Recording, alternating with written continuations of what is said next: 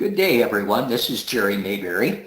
On behalf of the Chronic Liver Disease Foundation and Echosens North America, the sponsor, I'd like to thank everyone for joining us in our webinar entitled Clinical Updates on the Management of Fatty Liver Disease in Type 2 Diabetic Patients. Today's presentation includes information on the uses of the FibroScan device from published literature. Neither the Chronic Liver Disease Foundation or Echosens intends to make any specific claims found in this presentation. The FibroScan system is FDA cleared as an aid to the diagnosis and monitoring of patients with liver disease as a part of overall liver assessment. It is not intended for the treatment or any specific liver disease or condition. We are pleased to have Dr. Ken Cusi, a world-renowned expert in both diabetes and non-alcoholic fatty liver disease, as today's speaker. Dr. Cusi is the chief of the Division of Endocrinology, Diabetes, and Metabolism at the University of Florida in Gainesville. He is a fellow of the American College of Physicians and the American Association of Clinical Endocrinologists. Many of you may know him as a principal investigator in a wide range of clinical translational research trials in obesity, type 2 diabetes, and non-alcoholic fatty liver disease. And with that, I would like to turn it over to Dr. Cusi. Well, thank you, Jerry, for that flattering introduction, and thank you all for taking some time away from our busy schedules as doctors to try to understand the unique challenges that it imposes to have NAFLD and type 2 diabetes. And that's what we'd like to cover in the next 45 minutes and leave some time at the end for your questions and see if we can take some practice pearls for your next patients. So this is Gainesville in Florida. So if you ever come to visit Mickey Mouse at Orlando, just come over and we'll be happy to share some time at our university. And we have a very large hospital setting with the University of Florida, with 1,200 patient beds and the VA system where we take care of 30,000 patients with diabetes. So we know that NAFLD is clearly a problem. And I know that in an audience predominantly of hepatologists, you know that the trouble with fat is not just what cardiologists or endocrinologists usually think about in terms of cardiovascular disease or other complications, but that the liver takes a major hit in our patients. And all of you have heard that soon it will be the most common cause of liver transplantation. All of you can think about a patient in the early 20s that now has pre-cirrhosis or cirrhosis. So what I would like to do is divide this talk in two parts. Number one, what is special in patients with type 2 diabetes, and then move on to what is going to be our second half, and that there are unique treatments and management tips for patients with diabetes and NAFLD. So I'm going to concentrate here on bullet number one. The first thing that I like to highlight when I talk about this is that we have under-recognized the role of NAFLD in the general population, and when we had better methods to diagnose fat and fibrosis, we began to understand that this is truly reaching an epidemic level. The two tests that we practically do more often are the liver ultrasound in endocrine clinics. It's cheap but not very useful. We use the now control attenuation parameter by FibroScan, and I know it's in every of the liver clinics, and hopefully will be also a point of care device for primary care and endocrine clinics. And the research setting, we have MR-based techniques, but again, that don't have the value of being able to be inserted in the clinic, or more expensive and a little bit more cumbersome. So the number one challenge for us is to understand that when we talk about diabetes, we are talking about type 2 diabetes. So in this is a cohort of patients that we put together, probably the largest one with MR-based imaging, 589 patients. And it is quite obvious to all of you that only about 10% of type 1 diabetics have a fatty liver. And these would be typically those who are obese because they receive intensive insulin therapy. Most of the patients that have type 2 diabetes have a fatty liver. So as you can see here, it's about 2/3 of them. So that poses a unique challenge to us as endocrinologists and you as the liver doctors. I don't have to teach you that in your practice, a significant number of your patients with NASH have diabetes. What is unique is that it requires a multidisciplinary team, or at least I would like to share with you some tips of what to do with these patients. So here is another aspect that's really important. We have about a large number, I would say probably most of our patients that are obese, as you can see with a BMI of 35 or greater, tend to have a fatty liver even if their liver enzymes are this clinical normal, which is a high normal, as you know, of 40. You guys are probably the ones who know the most that ALT is not a very good predictor of disease, and you are the experts in using imaging in the clinic. So this is something that I reserve more for my peers and primary care doctors. Now, the question typically is, what percent of patients with fatty liver have NASH? And we don't have very good answers. What you're seeing here from cohorts and a recent study by Dr. Yunusi is that about 2/3 of them, whether you're in North America or in Asia, it is probably true that these are also selected populations in these 15 studies coming from liver clinics. My experience from more of an endocrine practice is that about half of our patients with diabetes have NASH, and of these, probably about a third have F2 to F4 fibrosis. So it's still a big, big problem because out of 100 patients with diabetes, type 2 diabetes, about 15-20% have F2, F4, which we should be doing something to prevent progressive liver disease.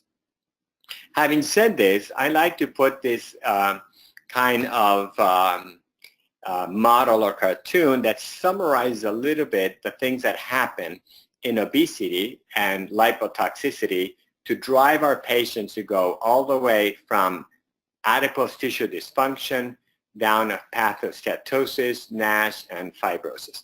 So just in a nutshell, it all starts in dysfunctional adipose tissue. So one of the things that we found is that all obese patients will develop fat in the liver. And we didn't have a lot of time, but if you have decide not to go to the happy hour this evening and want to read this paper, which is highly unlikely, but what we found in that paper is that all obese individuals were the same. So there's a minority of obese patients in which their fat is not abnormal, it's insulin sensitive, they don't develop a fatty liver. And we found non-obese individuals developing a fatty liver, and this is because their adipose tissue is extremely insulin resistant. The bottom line is that it is really adipose tissue dysfunction and insulin resistance what drives the development of steatosis in the liver. So this is really something that now is more widely accepted. But the second question that we had is, if you have more fat in the liver, is this going to drive you to have more NASH or not? In other words, what does steatosis have to do in its severity with the development or progression of NASH in our patients with diabetes? So we went ahead and did a study that looked at this and that we published fairly recently. So what we did, we took about 352 patients and looked at this magic number of a 5.5% liver fat by MR spectroscopy that came from the Dallas Heart Study, but really just came out of individuals that were not really carefully studied. They just took them and looked at, they didn't have any feature of the metabolic syndrome, so said, oh, these people may be normal.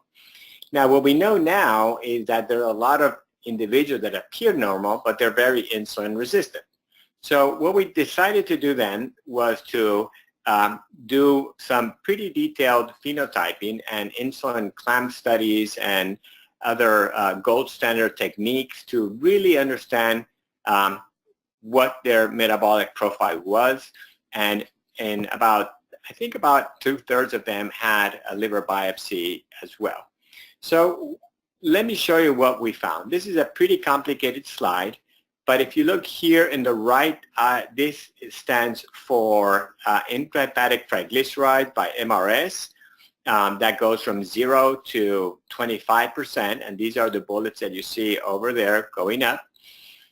Here we have liver enzymes, and here we had a group of control individuals with open columns up to 5.5 that didn't have fatty liver. And then we divided the others in groups of 10,000, so each group had about 35 patients by definition, with increasing amounts of fat that you can see here. So basically, what we notice is that liver enzymes, basically here in the height of the column, tend to increase a little bit, but pretty much in that normal range of 40, and we all know that probably normal ALT is 19 in females and 30 in men. But as you accumulated more fat going through these dots, by the time you have 15% fat, typically liver enzymes would be elevated. And again, it just got worse as your liver fat reached really very high levels.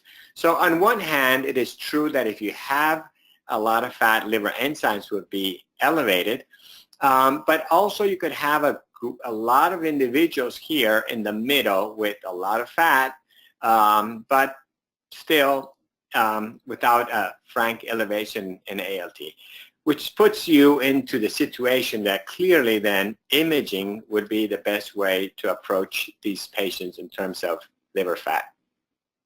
Now, what we found more important was that as you began reaching the threshold of not having of steatosis, adipose tissue insulin resistance worsened over time. So again, let me walk you through. This is liver fat. Again, this is how it goes up.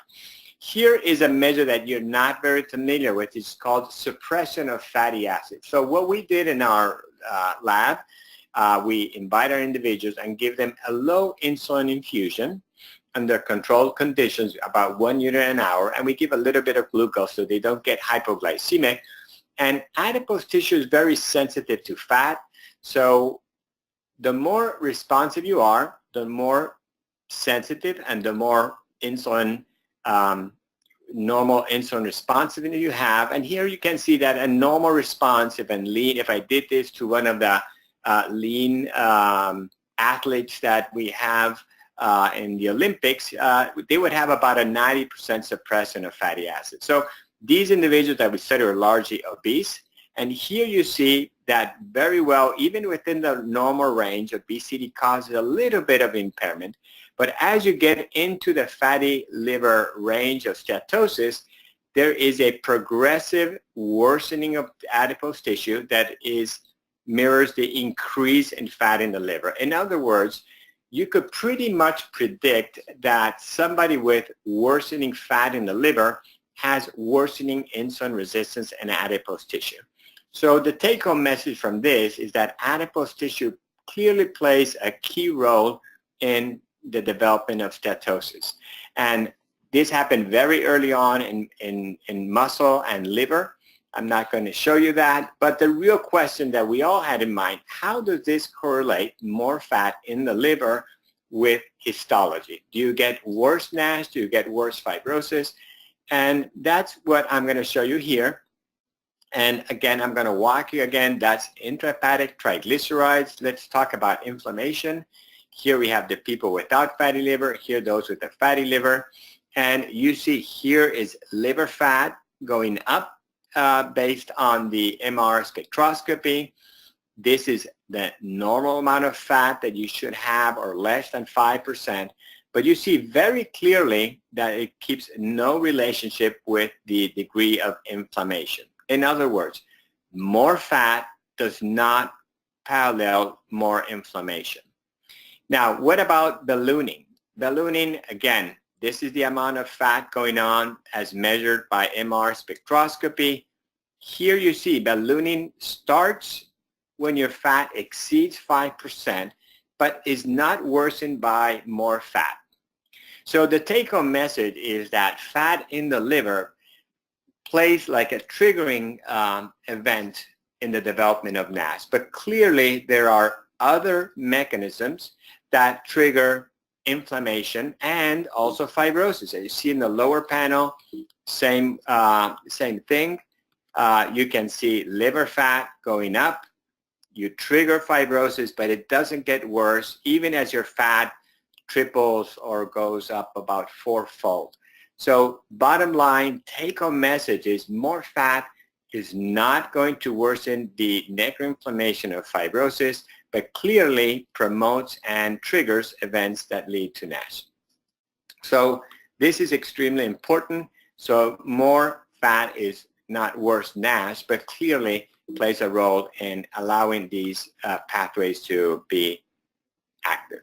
So the question that we have in mind, and probably you, is what is then activating hepatitis, steatohepatitis? So we don't know. Now, our number one suspect is this guy here, the mitochondria.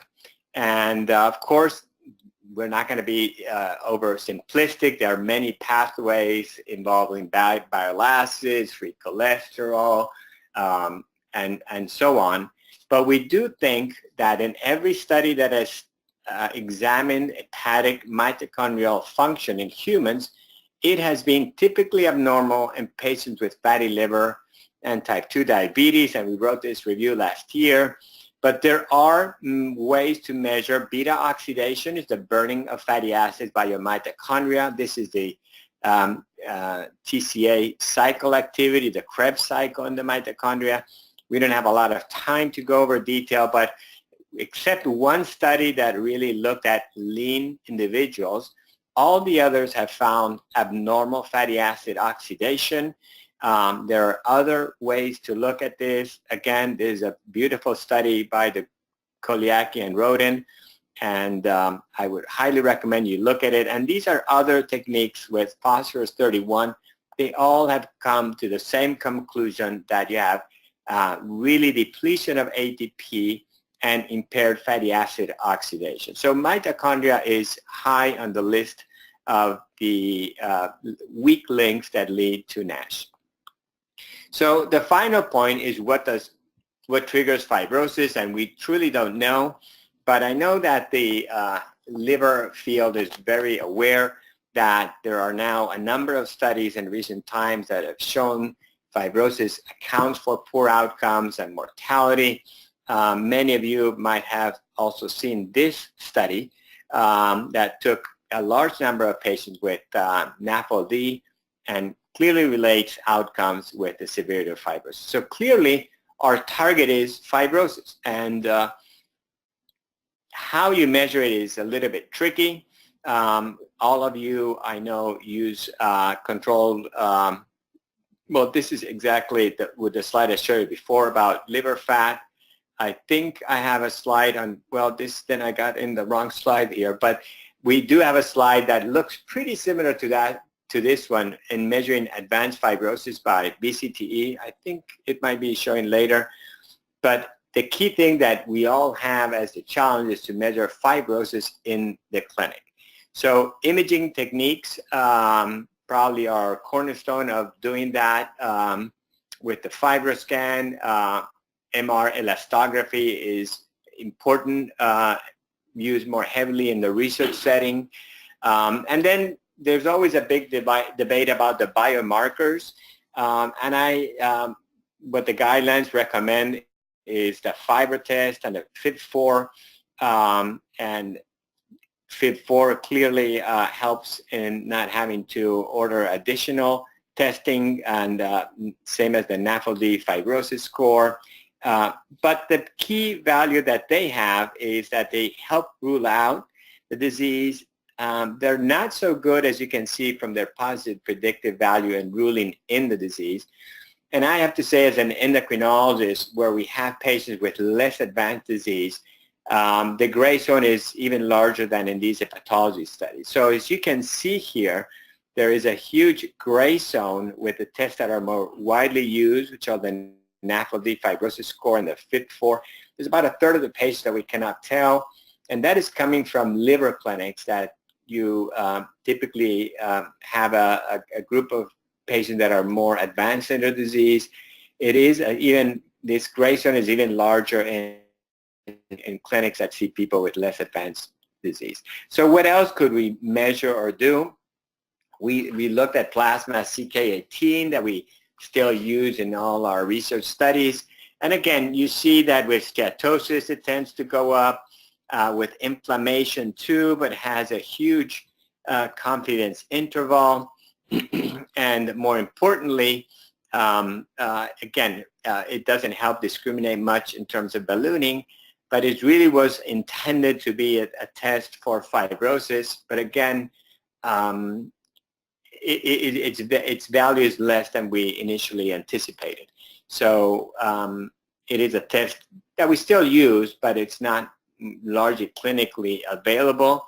And you can see in the left panel their area under the curve for NASH and for fibrosis, is 0.65, 0.68. Imagine flipping a coin is 0.5.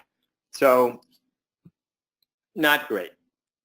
What else can we do? Well, one test that we just examined carefully was one that was based on metabolomics. We took about 220 patients with diabetes. Again, I think patients with diabetes are the hardest to help predict fibrosis based on biomarkers. Most of the studies have been done in a predominantly non-diabetic population.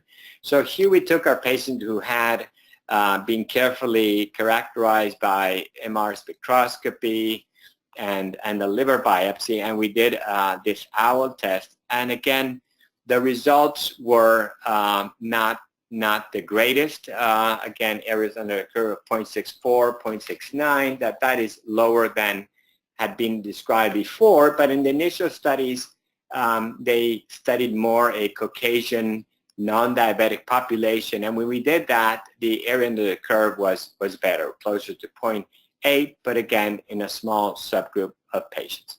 So I think metabolomics, our group and others are working very actively in this, and it will offer better profiling, but maybe not ready for prime time. Before I move on to treatment, I want to also highlight cardiovascular disease. What you're looking at right now is a vessel of an individual. You can see here these fatty streaks, more where there are bifurcations in the blood flow. The bad news is that anybody who is above age, probably 30 and listening, has some of these in their arteries, and they will be more abundant the more cardiovascular risk factors that you have. And we have good reasons that are put together here to suspect that in NAFLD, this is just worse.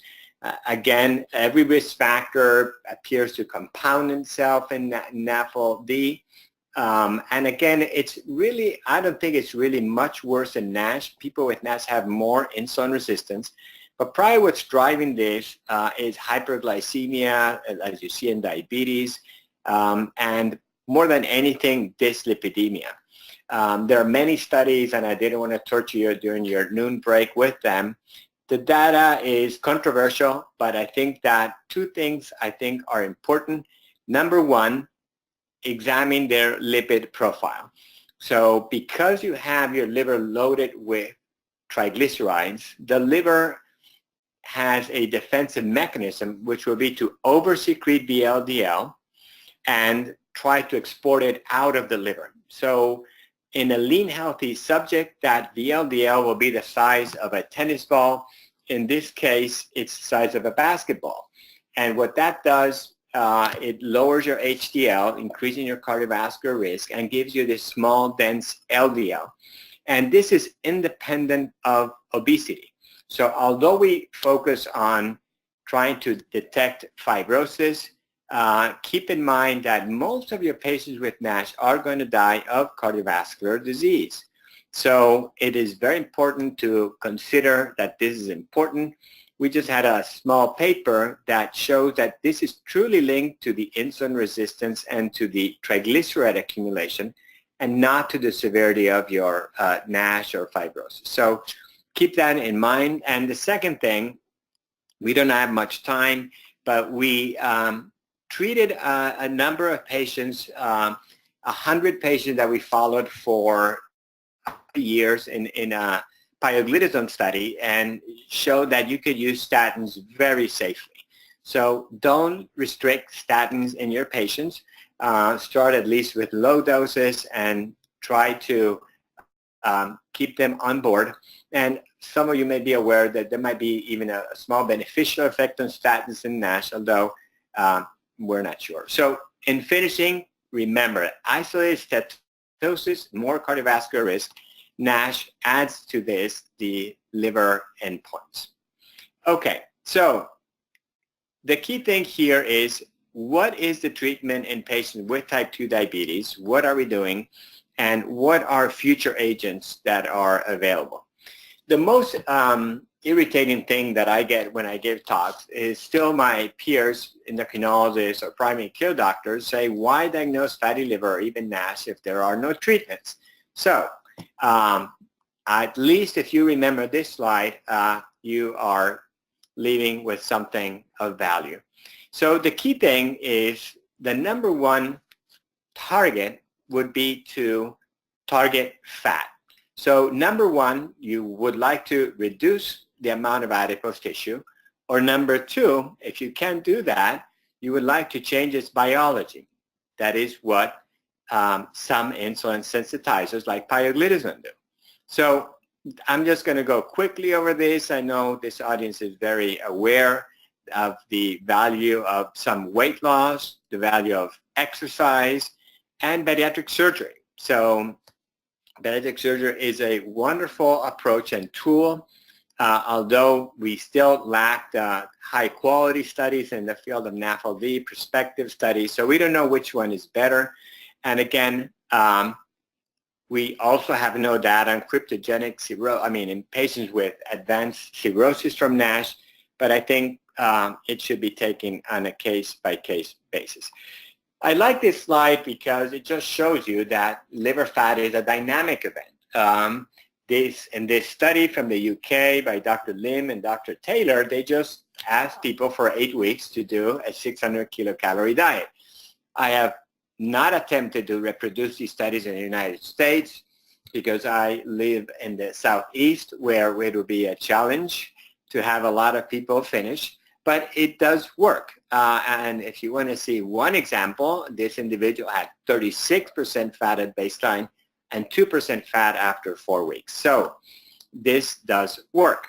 Now, all of you might be very aware of this study, but it's often forgotten. So if you, this is the study by Vilar Gomez and their group, and again, they standardized by 5, 7, or 10% fat, and you can see that 2 out of 3 patients that lose 7% of fat are going to have resolution of NASH, even many of them regression of fibrosis, and and not only that, but if they can stretch it to 10%, it's 80% of patients have some regression of fibrosis. Of course, everybody says, well, only 9 or a total of 19% reach that 7% holy grail number. But again, it's still doable with the help. So in diabetes, we always work with nutritionists and diabetes educators, and I encourage you to do so. The only catch is that if you look here, there's a huge variability. So some people with minimum weight loss, 1 to 5 kilos, get some benefit. Others with larger weight loss, but there's also, again, a huge spread in the response. So we don't really understand what that means. What are the pharmacological agents that endocrinologists use and that could be useful to you? And I encourage you, these are simple medications to use.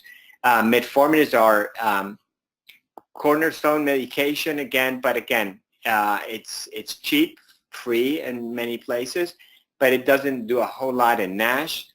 I'm going to show you some data with pioglitazone as how it works in patients with and without type 2 diabetes. Again, risk and benefits should be discussed.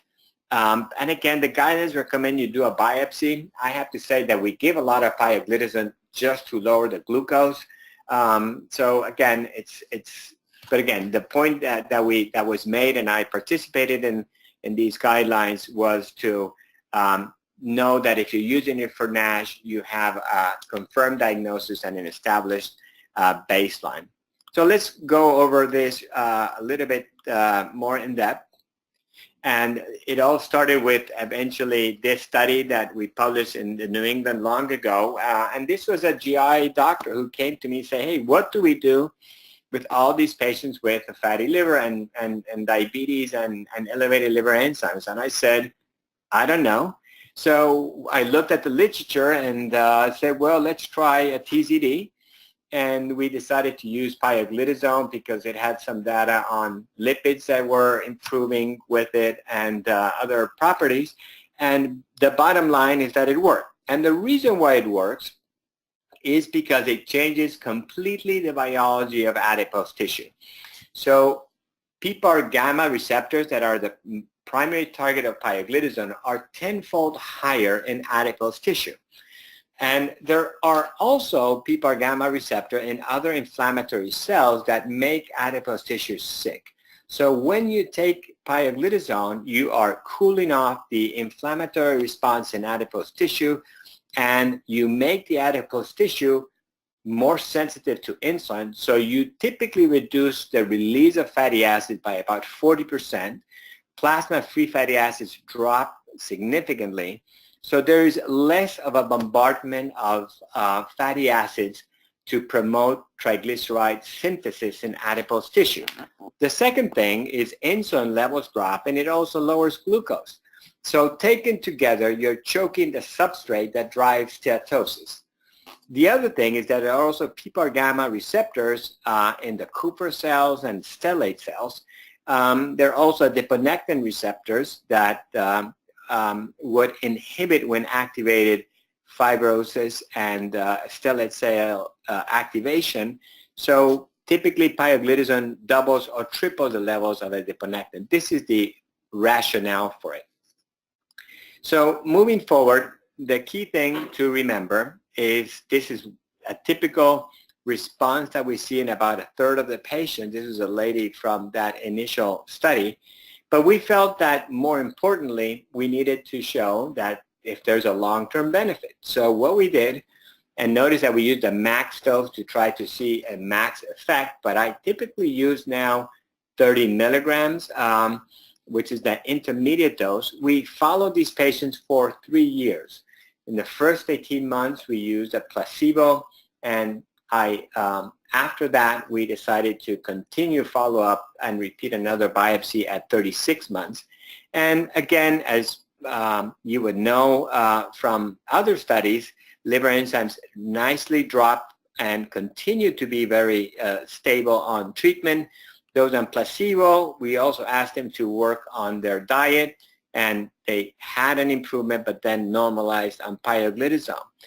Now, the other thing that we noticed, again, we don't have a lot of time, liver fat dropped markedly, but more importantly, what we saw is that histology improved markedly. This on the left is the primary endpoint. So 2/3 of patients reached that reduction in 2 points or more in the NASH score. Resolution of NASH happened in 58% of the patients. And then when we took a more careful look in the study, the patients were enrolled first by a general pathologist, say yes or no NASH. But when our specialized pathologists saw this, there were about 12 or 14% that had not definitive NASH. And if you looked at those at baseline with definite NASH and at the end of the study, the net effect was about 50%. So this is something that was quite encouraging, and there was also an analysis by Dr. Musso and Jama last year that took all the patients who had fibrosis F3 and F4 from the trials by Dr. Sanyal and ours, also by Dr. Eitel in the UK, and basically saw that these people tend to have a little bit more benefit. So why is pioglitazone not used more? We see three barriers in the endocrine field, and I guess also in the liver field. Number one is that many are unaware of its efficacy, that about 2 out of 3 have NASH resolution. Many don't feel comfortable. I've spoken with many hepatologists say, hey, I'm not an endocrinologist. I just send them to them. It's like me using a drug for hepatitis C. I mean, I don't know how to use them. But it is a little bit easier in terms of using diabetes medications. And again, there's also a misperception about weight gain and other side effects. Typically, weight gain on pioglitazone is 2 to 4 kilos over 18 to 36 months. And about 5 or 8% have some lower extremity swelling. When that happens, we either reduce the dose or add a diuretic or just stop and move to something else. So the key thing to remember is a lot of people still think that pioglitazone may cause bladder cancer. That happened from this study by Lewis in 2011 that suggested that over time, when the same group did a 10-year follow-up, that risk was really not there. So there have been many studies. Most, we don't have a lot of time to discuss this, but most have been negative. So why endocrinologists like pioglitazone is A, it's been associated with a reduction in cardiovascular disease in a number of trials, same as SGLT2 inhibitors and GLP-1 receptor agonists, which are used quite heavily. The other reason is that despite the weight gain, long-term studies with pio or rosiglitazone that is not used anymore have shown that the A1C remains well controlled over time. And also, if we use insulin instead of an insulin sensitizer, the weight gain would be even worse. Perhaps the drug that primary care doctors and hepatologists are more familiar with are sulfonylureas. They're cheap. But the problem that they have is that the duration of control of their A1C is very short, and they also tend to gain some weight. People forget that pioglitazone is also generic. It costs about $5 to $10 at any CVS or Walgreens. So it has a number of things that might work for you. So how to use it? If you're not familiar with it, you get the baseline labs. We like to get a FibroScan to have the CAP and the VCTE for fibrosis. In research studies, we will get an MRE. We might get a bone density because fractures can be increased with pioglitazone. And what we do, if you're not comfortable or not familiar with it, start with 15 milligrams, the lower dose. And this is typically not associated with weight gain, although it has not been tested in terms of long-term benefit, as 30 milligrams was tested in non-diabetics and PIVENS. And we just follow them every 2 or 3 months. We measure ALT, that always improves, same as A1C. We don't measure adiponectin, but I can tell you we are about to publish a paper in which adiponectin increase in the first 3 months predicts histology after 18 months from our annals paper. And I would say the majority are able to tolerate pretty well the 30 milligram dose. And again, what you want to do in the first 6 months and then more or less thereafter, look for ankle swelling, happens in 5 or 8%. Occasionally shortness of breath or easy fatigability. But again, this typically happens over time, and you can decrease the dose or add a diuretic or stop the medication. We do a urinalysis because of all the history of bladder cancer, although we have not had a problem with that, and a DEXA scan for bone care. Again, I put it on your slide deck so you can have a single summary of all this. Again, I think the issue of bone is the one that you want to be more careful. And again, reduction of cardiovascular disease, but be careful that about 2 or 3% might have some water retention. GLP-1 receptor agonist, I mean, many of you are familiar with the LEAN study. Liraglutide showed some benefit in a small group of patients. We love these drugs because they induce weight loss. We think the benefits in NASH are related to weight loss. Liraglutide is a daily one. We have weekly one like dulaglutide, which is Jardiance. This is a little study in where we put together the data from several studies, and you see a little bit of a greater reduction than with in ALT and GGT than placebo, but not that impressive. And again, many of you might be aware, or even a glutide study, which is a weekly formulation that's approved for diabetes, but in this NASH trial is a once daily injection, and they just completed recruitment last week. We won't have those results for another year and a half. Vitamin E, I know hepatologists are very fond of vitamin E. It works from the PIVEN study in non-diabetics, but not recommended in patients with diabetes, and we have a study that's under review with modest benefit. So we are doing a number of studies, same as many of you are doing at this time, where we have mice models of NASH. We are doing a number of metabolomics and other things. I'd like to give some credit to the team who does these insulin clamp studies and pretty complex metabolic assessments in our patients. They are the ones who really are working while I'm just talking around here. So, and again, I mean, I felt that you are all very, very familiar with these trials. And again, each study has had positive aspects and some shortcomings. I don't want to spend too much time on this, but the key thing, what I wanted to spend a couple of minutes before we open it up, there are a list of medications that are being tested. This didn't go so well. Well, there are a number of agents with insulin sensitivity involving in patients with NASH, like saroglitazar, lanifibranor. You are familiar with elafibranor. There's a compound from Sirius that is also being tested. So stay tuned. Oh, this is not too good. Well, again, there are a number of agents that improve hepatic insulin metabolism, and this is even worse. But anyway, there are about 30 or 40 compounds that are working in clinical trials. I'm sure some of you are out there. These are the ones that have greater advance. In diabetes, we're really excited of having a drug that costs, $5 to $10 and is approved for diabetes. So we're really excited about using more pioglitazone in some settings, like the VA. Each tablet costs 8 cents. So I want to finish in the next minute and just round up in the next 2 slides what we talked about. Our approach for diabetes from an endocrinology and non-hepatology clinics a little bit different.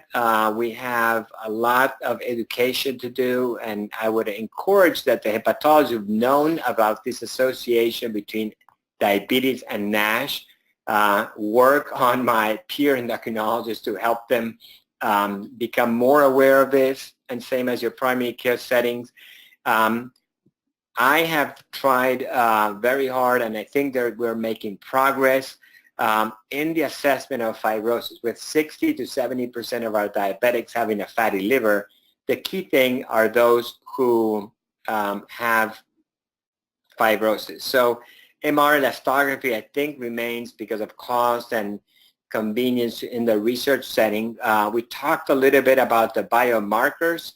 Again, the key thing here is to develop better ones. We know that probably the tool that in the short to medium term is going to work in the point of care in the clinic will be probably the FibroScan, and I think that that's where primary care doctors and endocrinologists are going to begin to test in the near future. So with that, I'm just going to close to just tell you that this is the little algorithm that we have in terms of care of our patients with diabetes. Number one treatment is weight loss. There's no question, and you know that better than anybody, even bariatric surgery. Pharmacological agents we use for diabetes is pioglitazone. It also works for non-diabetics based on Pivens. And then second-line therapies, we have explored canagliflozin and SGLT2s. They seem to promote weight loss but have no specific effects. And again, all the other management, remember using statins in our patients, and fibrates and triglycerides are elevated. So with that, this is my last slide. Remember, fatty liver is just a mirror of your metabolic health. Even if you're non-obese, if you have a fatty liver, you have insulin resistance. So that's why some of your patients in clinic are lean or non-obese. If you did a HOMA or did any other more advanced testing, you'll find out that they're insulin resistant. So type 2 diabetes, I avoided intentionally not showing you 10 studies of the association between type 2 diabetes and worse outcomes in terms of NASH, cirrhosis, hepatocellular carcinoma. I think you know that from your work in the trenches. Look at the liver as a sensor, barometer of your adipose tissue insulin resistance and metabolic dysfunction. And remember, you just need a relatively small amount of fat, 5 to 10%, to trigger the insults that are going to lead to NASH and fibrosis.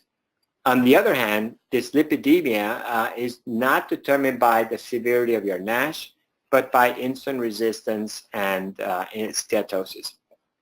Your target is fat. So either you get rid of it with lifestyle, bariatric surgery, or even weight loss medications, although they've never done the appropriate NASH studies, or you change its biology.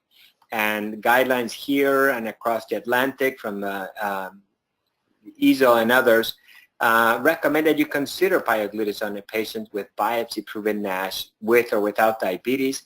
And what you're doing, you're just telling the adipose tissue to become more of an adipose tissue of a lean person. So as I like to say, I think that pioglitazone in diabetes at least will be to NASH what metformin has been to the management of type 2 diabetes. It's just that we need to educate better on its use and dissociate from the bad press that it got from rosiglitazone. And to finish, we're very excited about new generations of insulin sensitizers that are being tested. Hopefully they will not going to have the negative effects of pioglitazone, and combining an insulin sensitizer or a metabolic drug with an anti-fibrotic agent on the side of FXRs that are more improved versions of FXRs and many other approaches which I'm sure many of you are aware of. I think that the approach to NASH will be combination therapy from the start, as we do very often with type 2 diabetes, hypertension, and others. So with that, I'm going to stop. I just want to introduce you to the people who help me on a daily basis, and you're all welcome to come and visit me at the University of Florida whenever you are around. Thank you very much. Thank you, Dr. Cusi. That was a very informative presentation. There's a great deal to think about there. We have a few minutes remaining for questions and answers. I'd like to remind all the participants that you can type your questions into the question panel on your screen. We are monitoring those questions as they come in. So now I would like to turn over the first question to Dennis Mash of our clinical specialist team. He will pose the first question to Dr. Cusi. Dennis? Dr. Cusi, under what conditions would you refer a type 2 diabetes patient with NAFLD to a gastroenterologist? That's a great question. So we can't send all of them, and our hepatologist would hate us if we did that too. So the ideal thing is that we are going to begin to be a little bit more sophisticated in the diabetes clinic. So having liver fat is not enough because 2/3 of them have it. The low-hanging fruit would be those who have elevated ALT above 40 because the chances of NASH are high. The ideal referral would be to have a measure of fibrosis because, to be honest, the fat in the liver, the metabolic condition, we handle as endocrinologists based on cardiovascular risk. What they can do very well is know what to do better with the fibrosis. So we would like to identify those who have an F2. The best way to do that will be with imaging technique that identifies that, and FibroScan is being the one more widely used. The other will be to use the biomarker panel that we discussed, that if they are negative, you're comfortable, that they're positive, and I avoided giving you cutoffs because they're on the internet, Google, or anywhere. But I think you want to send them the ones that have more likely fibrosis. So F2s and above are your target. How to fish them out is not optimal, but there are good tools that you could use, either imaging, as I mentioned, or biomarker panels. Very good. Dennis, could you pose the next question, please? Yes, Dr. Cusi, do you do bone density scans on pioglitazone for all patients, young patients too, or only ones with risk factors for fractures? That's an excellent question. So what I do, I don't do it for everybody. So if I have the highest group to indicate, that would be a postmenopausal female. But again, I also see how they do if they're going to be long-term on it. So if I have somebody who I start on and they're doing well and they're going to do this treatment for long-term, I would do it at that point. I don't do it for younger patients, I'll be honest. Dennis, next question, please. Okay, the next question is, does the presence of steatosis predict NAFLD progression and complications? The presence of NAFLD will probably identify a group of patients that if they don't have diabetes, they have a 3 or 4-fold chance of developing diabetes, and I think a group at a high risk of cardiovascular disease. It doesn't help you too much to know who's going to have fibrosis, as I showed you, because there's not a strict correlation. So it doesn't help you that much for liver disease to know who are going to have progressive disease. And the studies who have shown that you have progressive disease are those who are obese, diabetic, and already have fibrosis. So I think you need to move to a stage and determine fibrosis at baseline with ideally an imaging technique, and then follow that every other year or so. Very good. Dennis, next question. Next question. What percentage of type 2 diabetes adult patients do you think have progressive fatty liver disease, which needs to be managed? The honest answer, we don't know. We don't have any good prospective study, although some are underway. So what I'm going to tell you is a guess based on having followed diabetics for the past 15 years. I think that if you take 100 diabetics, about 65 or so have fat, and of these about 30 to 40% have NASH, and of these about 15 to 18%, two good studies have shown that they have F2 to F4. So definitely these 18 to 20% are the ones who are going to have more progressive disease. Now, we don't know very much about those who have F0s and F1s, what their progression is. We really don't know. Very good. Dennis, next question. We have time, I believe, for about 2 more questions. Okay, Dr. Cusi, next question. Do you believe it's important to conduct a baseline index liver assessment test on all patients with type 2 diabetes and associated risk factors? Well, we're going to find out in about a year. We're doing a study to try to address that. and I am encouraging to do a multi-center study to answer that question. Today, I mean, the guidelines say don't screen all patients. Why? Because we simply don't know how cost-effective that is, et cetera, et cetera. What I would do, this is a personal opinion here, I think that if you have definitely any person with type 2 diabetes with an ALT greater than 30, male or female, that patient has fat in the liver. And I would like, if I had at hand a way to quantify this by imaging, and then if they had a positive fat in the liver, do a scan to know if they have fibrosis, that would be the algorithm to do. But it's an opinion and not a guideline because we don't know. Very good. And Dennis, the final question, please.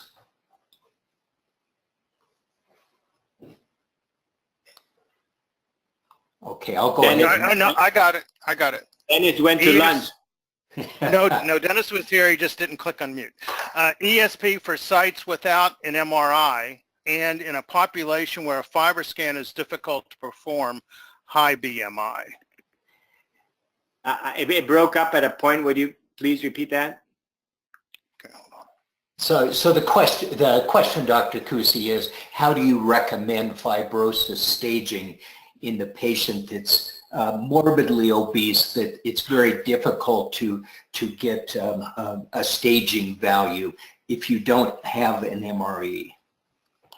Well, to be honest, if the patient is very obese, he's not going to be able to get in the MRE neither. So there's a limit. Typically, when they begin hitting 40, they depends on the shape of their abdomen, but they cannot get in the machine.